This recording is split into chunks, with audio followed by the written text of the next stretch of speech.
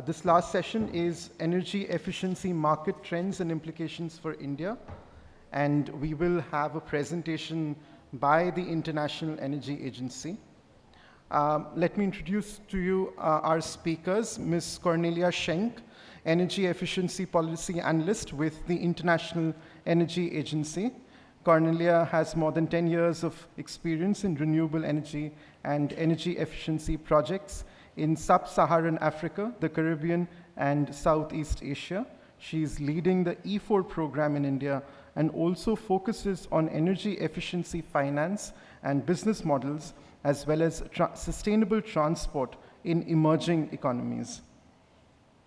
And the other speaker is Mr. Jayanta Chaudhary, Director Marketing, AAA. Jayanta is a sales and marketing professional with over 25 years of experience. In his previous roles, Jayanta led high-performance teams in businesses for Mozabeh, Nokia, Microsoft, and the Times Group. Outside of work, he's a prolific traveler and blogger, and a fitness freak. Thank you. Hi, Cornelia. I hope you can hear us. That's great. I would like to start the presentation. We can just check if it comes on before we start. Yes, of course. I just want to do the tech check first here. Oh, that's great. Perfect. So good afternoon, ladies and gentlemen. Thank you again for joining us today, especially on day one of FEED23. So I think we at AAA are humbled by the kind of the support IEA has been, providing to us over the FEED journey. Brian was our keynote speaker last year. Melanie was part of our steering committee and also panels. And this year, of course, we are privileged to have Cornelia joining us from Paris to share one of the latest reports, which is Energy Efficiency Market Report for 2022 and its implication for India. So I think we are quite excited to hear what Cornelia has to present. And amidst the global energy crisis, I think governments have turned to energy efficiency in 22 in a big way to boost affordability and security. And while accelerating the climate action that kind of everybody is now talking about. And the analysis from IEA clearly shows that the crisis may be the turning point for scaling up efficiency, progress, and programs. We at AAA definitely hope so. So without taking too much time, Cornelia, if you would like to start, the format will be that after the presentation, we'll probably have a couple of questions, and I'll open the house to everybody who is here for the questions. Cornelia, it's all yours. Thank you. Thank you very much for the kind introduction, Jayanta. Good evening, ladies and gentlemen, distinguished speakers and guests. It's a pleasure and honor to participate in this important forum on energy efficiency and decarbonization, even if only virtually. And I'm happy to present the recent Energy Efficiency Market Report 2022 and some of the implications for India.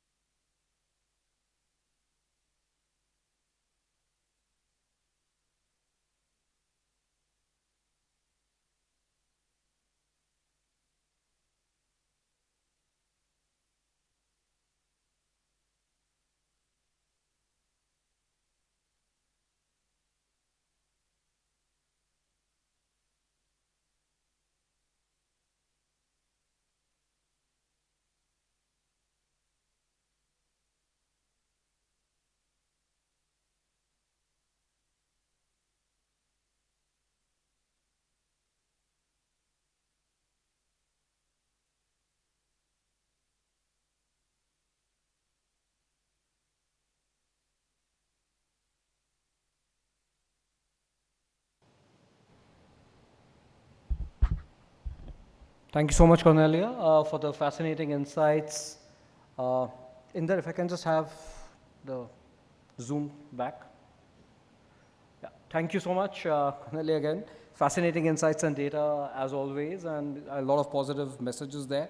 I think I have just probably a couple of questions before I, open it to the house over here.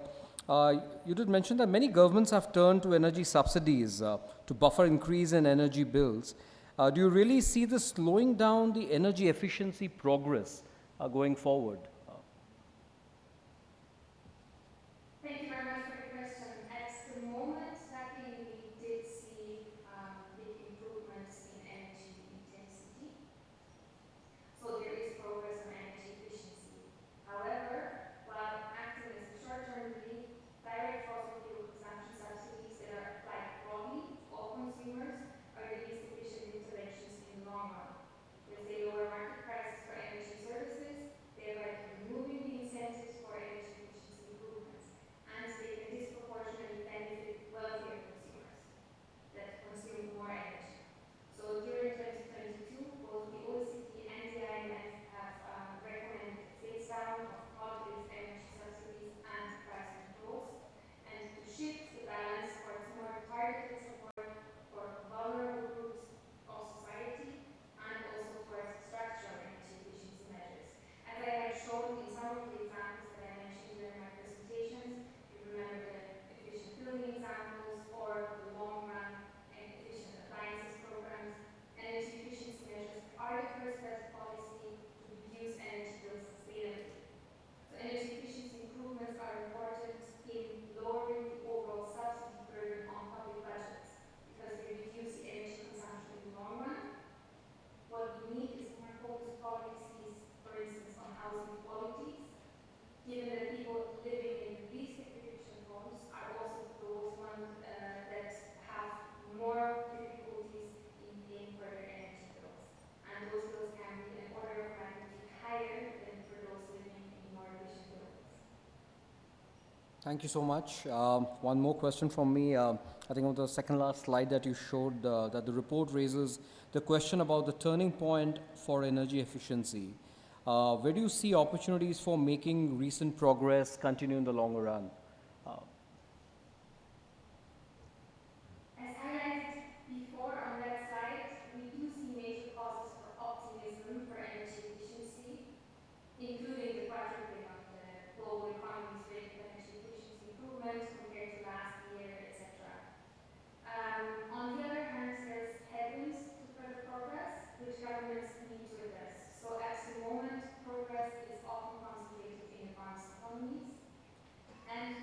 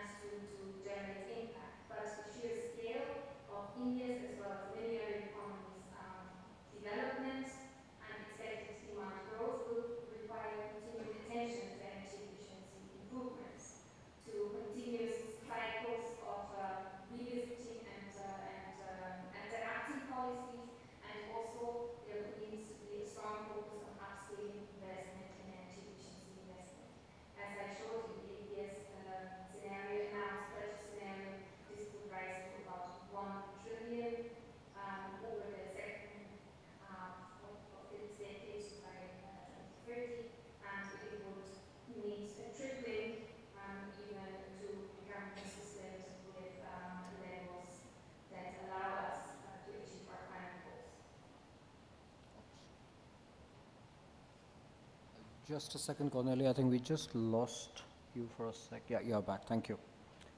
Thank you so much. I think I'll just open it to the house for any questions for Cornelia. Anybody has any specific questions that they would like to ask?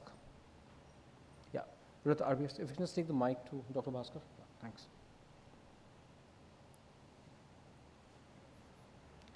So much. Thank you so much for that very interesting presentation. It's always challenging to see the kind of analysis that IEA carries out at the global level.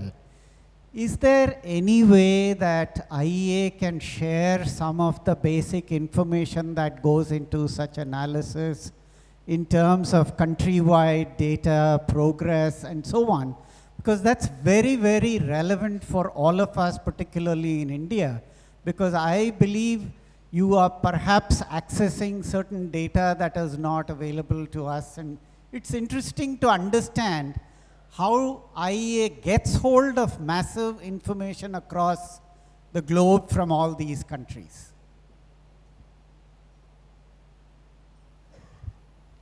Thank you very much for the question. This report, the Energy Efficiency Market Report, is focused on the global developments over the last years, but the IEA has a number of different publications. So we also have country-specific energy outlooks and technology analysis reports. So for India, the last India Energy Outlook was published in 2021, where you will find a lot of very, very India-specific analysis on the energy sector and potential development under different scenarios. We also had a report in 2021 on clean energy finance in emerging and developing economies, which raises a lot of questions and presents a wealth of data and challenges as well as possible solutions for specifically emerging and developing economies. So overall, we have a range of publications that do address different countries and different data sets. And all of them are available readily on our website. Hi, Cornelia. This is Satish from New Delhi. Thank you for making this very important presentation. So I have maybe a couple of questions. One is in terms of if we are looking at the transportation sector, what we are seeing that based on the different scenarios that IEA has, a lot of focus has shifted to electric vehicles. And as you know, India is hosting the G20 this year, and we are working with Ministry of Power and Bureau of Energy Efficiency, and we were trying to find out that what kind of improvements have happened in terms of CAFE standard across different nations. And it seems that I think that information is very hard to find because we were trying to dig out that information in terms of the fuel efficiency standards.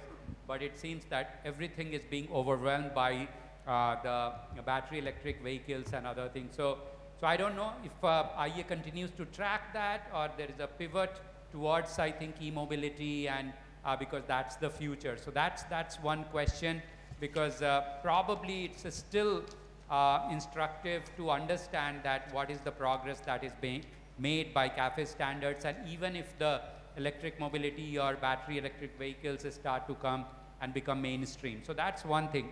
The second piece that I am also interested in is that just like electric vehicle is sort of dominating the transport sector, it seems that electrification is equally dominating the industrial sector.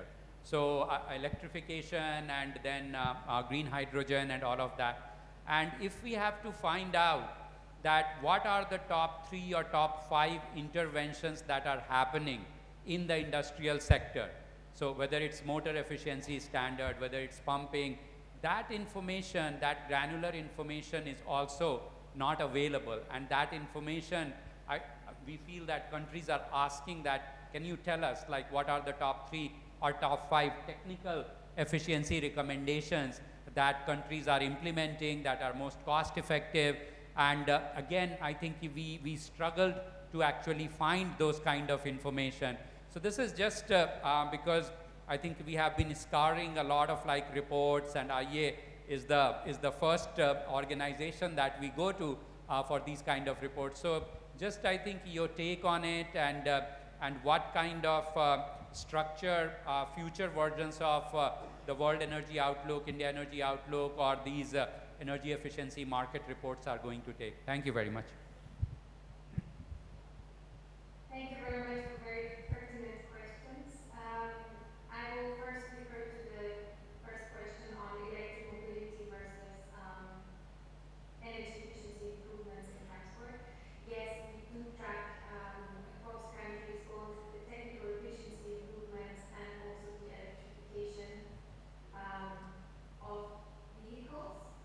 And the technical efficiency improvements remain very, very important on the trajectory towards the future.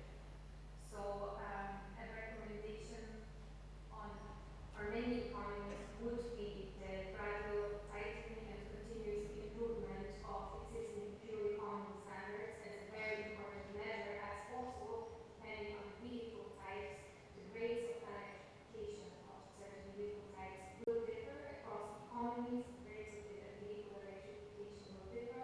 There is certain vehicle segments, medium, for instance, 2 and 3 liters, which could be electrified faster than other segments. In heavy-duty vehicles, electrification will have a much slower path. So this is, for instance, one of the areas where strengthening of fuel economy standards will be very, very pertinent, also looking towards the future, and it will continue in importance. Coming back to the question on industry, we do have specific reports on energy technologies. We also look into the decarbonization potentials of industry.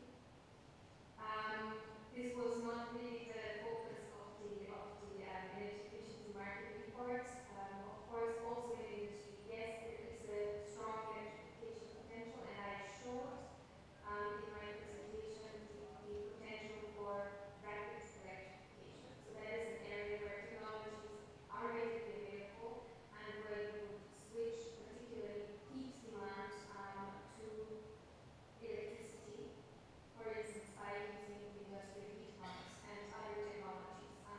This would be particularly relevant in the light industry sectors, where the switch is easier and faster. That's why the rapid electrification potential was higher. In heavy industries, and the technical energy efficiency measures remain very important, and also the switch to electrification is not as rapid as in other sectors. We could discuss this for hours to come, but probably that would be better in a different forum as well to extend the discussion on that.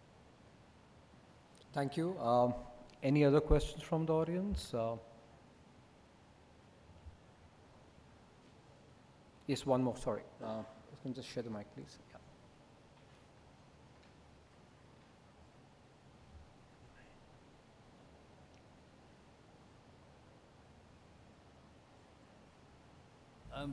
KK Roy Chaudhary from Industry Association. Although my question would be out of focus, I would like to know from you about end of pipe decarbonization efforts you view across the world, in particular for hard to abate industries. How are the developments taking place as per your studies? Thank you.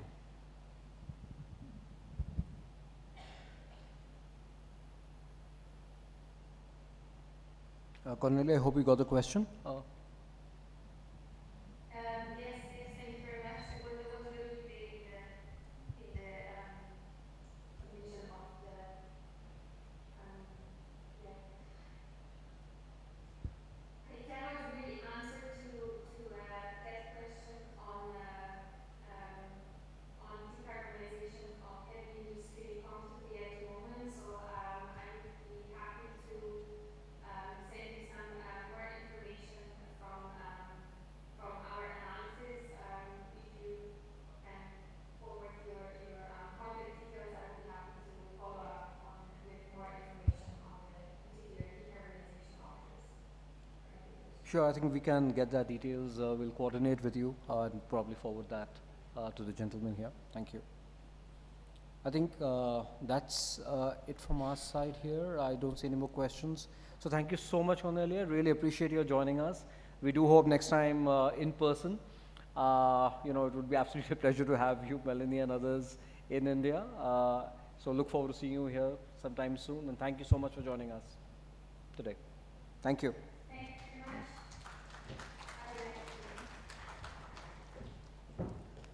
Thank you, Cornelia Jayanta. This brings us to the end of day one of FEED 2023. I wish to once again thank our sponsors, without whose support and help this conference wouldn't have been possible. Thank you to our platinum sponsors, Danfoss and Schneider Electric, our gold sponsors, Carrier, Clasp, Energy Solutions, and Tabreed, and our silver sponsors, Eurovent and Saint-Gobain. Our thanks to our outreach partners, IEA, the India Smart Grid Forum, RATA, and ISHRE. Most of all, I wish to thank our distinguished guests, session chairs, panelists, and delegates for your active participation in this urgent and timely discourse on energy efficiency and why it is the first fuel in decarbonizing India's imminent development within the ambit of its heightened NDC's 2030 and long-term net zero goal. We hope to see you tomorrow for the second and final day of FEED 2023 here. We'll conclude with tea across the hallway, and I wish you a good evening ahead. Thank you.